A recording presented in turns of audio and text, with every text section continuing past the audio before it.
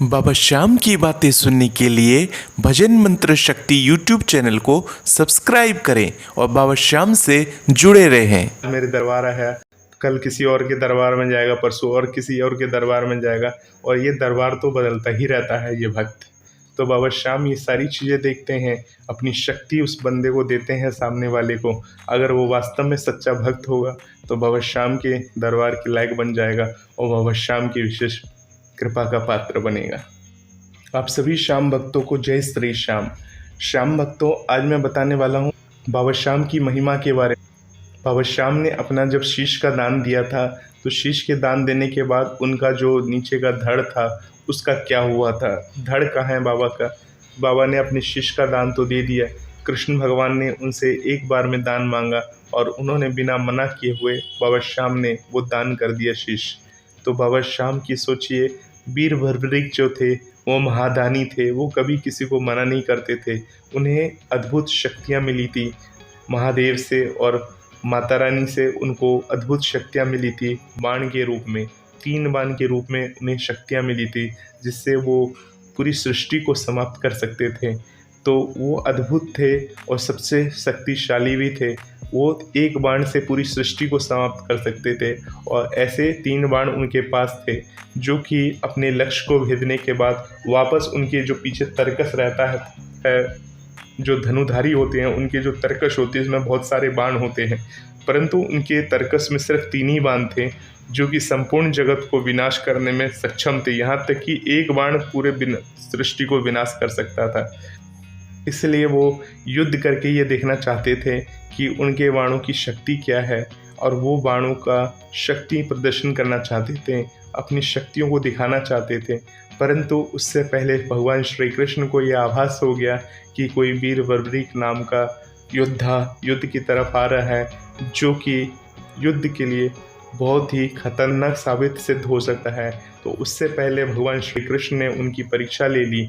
उनसे जब उन्होंने देखा कि ये तो वास्तव में इतने शक्तिशाली हैं, एक बाण से इन्होंने पीपल के सारे पत्तों को छेद कर दिया, तो ये तो कुछ भी कर सकते हैं। तो कौरव तो चाहते थे कि वीर भर्रिक युद्ध में आए। महाभारत के अनुसार कौरव और पांडवों के बीच युद्ध होना था। तो कौरवों को ये पता था कि वीर भर्रिक के पास 3 बाण हैं और सबसे शक्तिशाली बाण है, और उसका एक बाण पूरी युद्ध को समाप्त कर देगा, ये कौरव जानते थे। तो उन्होंने ये सोचा था कि युद्ध के पहले दिन वो क्या करेंगे, युद्ध में कम सैनिकों को भेजकर युद्ध हार जाएंगे, और जब वो युद्ध हारने लगेंगे तो वीर उनकी तरफ हो जाएगा, कौरवों की तरफ, और उनकी तरफ से युद्ध लड़ेंगे। क्योंकि वीर भर्रिक ने अपनी माँ को वचन दिया था कि वो सिर्फ जो हार रहा होगा उसकी तरफ से युद्ध लड़ेंगे। तो कौरव युद्ध हारने लग जाएंगे तो वीर भर्रिक उनके साथ हो जाएंगे, और वो अपने बाणों से पांडवों का सर्वनाश कर देगा, यानी उनकी हस्तियाँ मिटा देते।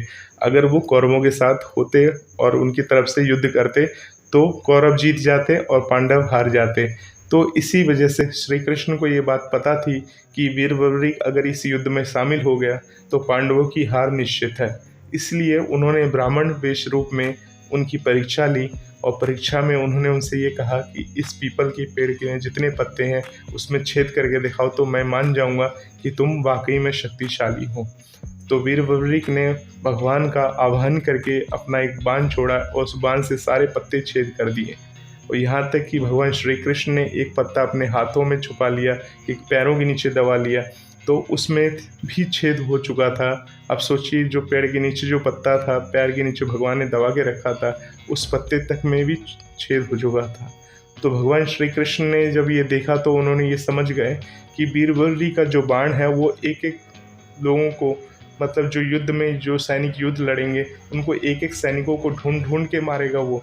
अगर कोई छुपना भी चाहेगा तो उनको एक एक सैनिकों को ढूंढ ढूंढ के ये एक एक सैनिकों को ढूंढ के इनका ये बाण उनको मारेगा। तो ये कृष्ण ने अपने पैर के नीचे पत्ता इसलिए छिपाया था चूँकि वो देखना चाहते थे कि अगर मैं पैरों के नीचे, क्योंकि भगवान है, भगवान के पैर के नीचे भगवान जिसको अपनी शरण में ले ले उसको कौन मार सकता है। तो वो ये देखने के लिए छुपाया था उन्होंने कि अगर मैं इसको छुपा लूँ तो क्या ये मेरे छुपाए हुए पत्तों को ढूंढ सकता है। तो देखिए, वीर भर्रिक के बाणों की इतनी शक्ति थी कि भगवान के पैर के नीचे जो पत्ता था भगवान का पैर जब हटा तो उस पत्ते तक में छेद हो चुके थे। तो ये बीरबली के बाणों की शक्ति थी। अब आप सोचिए कि अगर वो युद्ध में जाते तो युद्ध में क्या हो जाता है। तो इसीलिए भगवान श्री कृष्ण ने उनसे उनका शीश मांगा। उन्होंने कहा कि युद्ध को जीतने के लिए 3 लोगों की शीश की ज़रूरत पड़ेगी। एक श्री कृष्ण भगवान की खुद की और एक अर्जुन की हो सकती है, नहीं तो एक बीरबल तुम्हारी। इस युद्ध को सफल करने के लिए एक शीश की दान की ज़रूरत है। तो इस तरह से उस ब्राह्मण रूपी श्री कृष्ण ने बीरबल से कहा। जब श्री कृष्ण भगवान बीरबल की परीक्षा ले रहे थे तब श्री कृष्ण भगवान ब्राह्मण रूप में थे और ब्राह्मण रूप में ही वो बीरबल की परीक्षा ले रहे थे। हाँ, बीरबल से कहा क्या तुम मुझे कोई दान दे सकते हो। तो बीरबल ने उनसे ये सोचा कि हाँ, ये ब्राह्मण है, इधर उधर की चीज़ें तो दान में मांगेगा। तो उन्होंने बोला हाँ, मैं दे सकता हूँ, आप मांगिए, आपको जो मांगना है। तो ब्राह्मण रूपी श्री कृष्ण भगवान ने बीरबल से उनका शीश दान में मांग लिया। जब शीश दान में मांग लिया तो बीरबल सोच में पड़ गए कि ये कोई साधारण प्राणी नहीं हो सकता है, ये साधारण ब्राह्मण नहीं है। तो उनसे ये पूछा कि आप कौन हैं और मेरा शीश क्यों चाहिए आपको।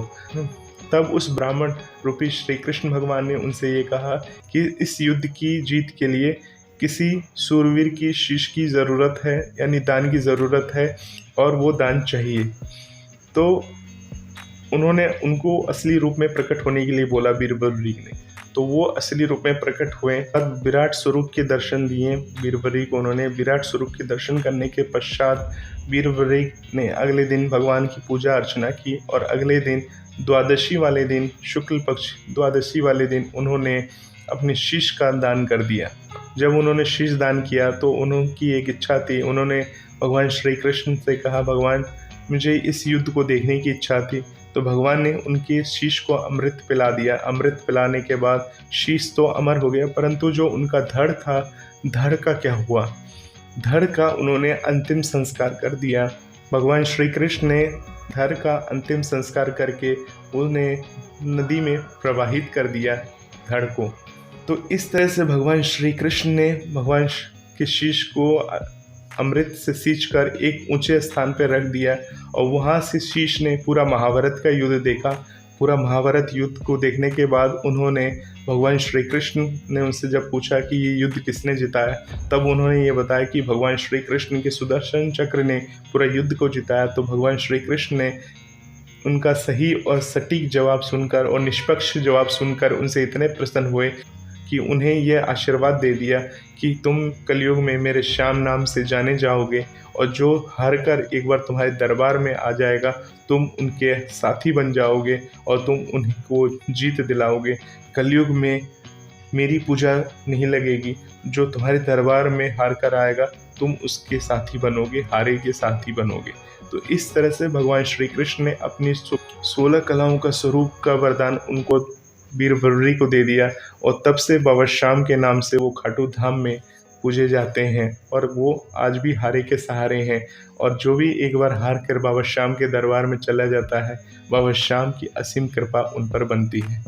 तो बाबा श्याम की जो शीश है उनकी पूजा की जाती है खाटू धाम में, और शीश की ही पूजा आप अपने घर में, हम अपने घर में एक मूर्ति विशेष के रूप में करते हैं। बाबा श्याम को श्रृंगार बहुत पसंद है। बाबा श्याम को फूलों से श्रृंगार और सजाना चाहिए। बाबा श्याम को बाबा के दरबार जो खाटू धाम होता है वहाँ पर उनको हर रोज़ उनका वस्त्र चेंज होता है। जो आप श्रृंगार देखते हो वो हर रोज़ चेंज होता है।